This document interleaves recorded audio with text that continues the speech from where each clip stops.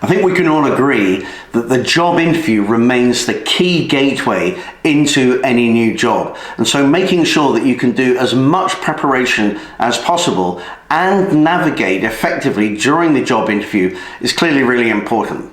Now, of course, what an interviewer is looking for is they want to know that you're going to be a strong cultural fit, that they like you, that you're going to fit with the rest of the team, and that you're going to enhance their business in any number of ways.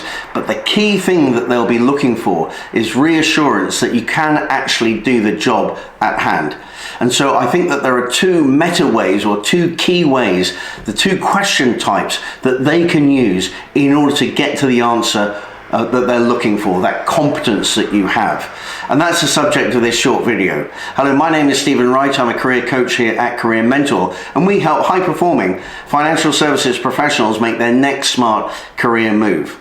So the two ways that they can do this are, first, to take you into a future scenario, provide you with enough information, and ask you how you would deal with something, how would you achieve something, or how you would fix something.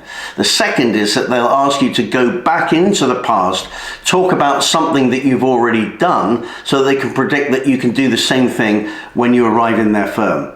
Let's take those one at a time and look at them a little bit more closely. Let's take the future one first. I think this may well be more relevant for people operating at a more senior level, because what they want to do is to understand how you can fix or achieve something with a part of their business. Let's say you're interviewing for a CFO role. They may well say, how would you organize the financial function of this firm so that we never again have a cash crunch? Or perhaps you're the chief revenue officer. How would you reorganize our sales function so that we're in a position where we not only improve our numbers, but we stop wasting time on unqualified leads, and so on and so on. So you can see how all that works.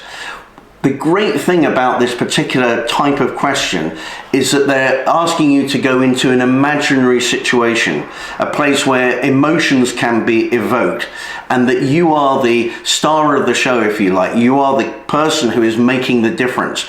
So in fact, they're imagining you already in their firm and solving their problems, which is a great place to be in their mind.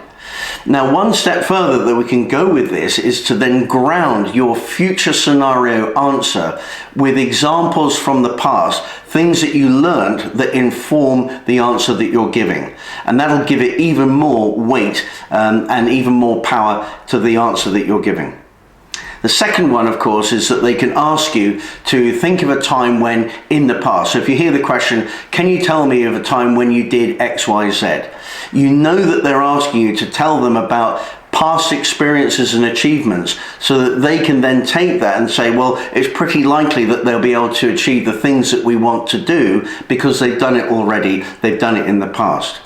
And often this will be for jobs that maybe just will be things that they need to have done. So you take your place in the value chain, or they may have real situations that they need to turn around in the same way as the future one.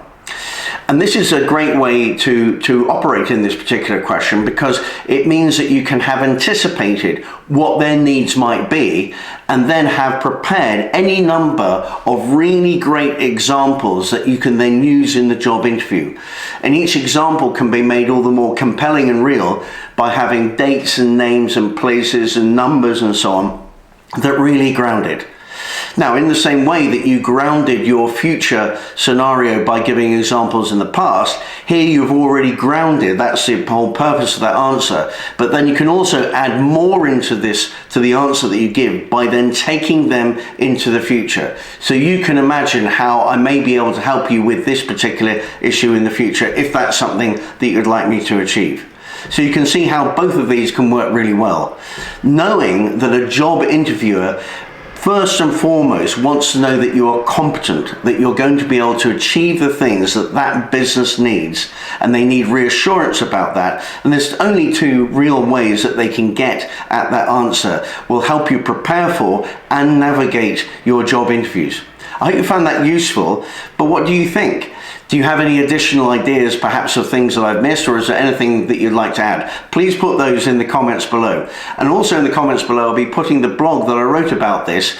And also if you're watching this on LinkedIn, please do click like and share this with somebody who you feel might find it useful. If you're watching this on our YouTube channel, then welcome to the channel. Please do hit subscribe and like and share this again with anybody who you feel might find it useful. And thanks very much.